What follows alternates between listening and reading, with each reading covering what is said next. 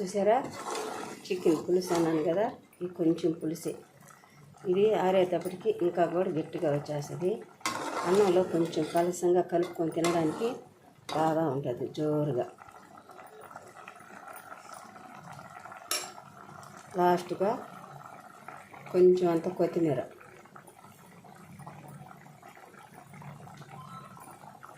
కొంచెం ఫ్రైలో వేసుకున్నాను, కొంచెం అంత కొత్తిమీర, అంతే. చికెన్ పులుసు రెడీ అయిపోయింది.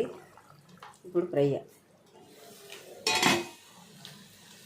చికెన్ ఫ్రై కబాబ్ అని పెట్టాను నేను పేరు.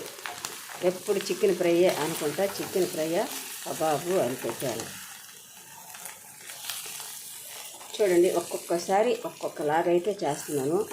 మీరు నా వీడియోలన్నీ కూడా గమనించి చూడండి. చికెనే కదా అని ఒకేలాగైతే నేను చేయట్లేదు. చూడండి, ముక్క చూడండి ఎలా అయిపోతుందో, మనం తాకకనే ఊడిపోతుంది. ఇది సూపర్ టేస్ట్ అండి. ఎంత బాగుంటుందంటే అంత బాగుంటుంది. దీని స్మెల్కే కడుపు నిండిపోతుంది. ఇప్పుడు లాస్ట్గా దీనిలో కూడా కొంచెం అంతా కొత్తిమీర సన్న మంట మీదనే చేసుకుంటే చూడండి ఎంత బాగుందో. లాస్ట్గా ఒక్క నిమ్మకాయ చెక్క, నిమ్మరసం. ఇది నాన్ స్టిక్ బాండ్ కాబట్టి కొంచెం చెమ్మగా కనపడచ్చు. ఆరిపోయిందనంటే పొళ్ళుగా వచ్చేస్తుంది. తినడానికి చాలా బాగుంటుంది. అంతే, ఇంకా లేదు, కొత్తిమీర అదే ఉండింది, వేసేసాను. ఇప్పుడు కొంచెం సేపు కలిపెడదాం. పీస్ కింద ఆపేసాను.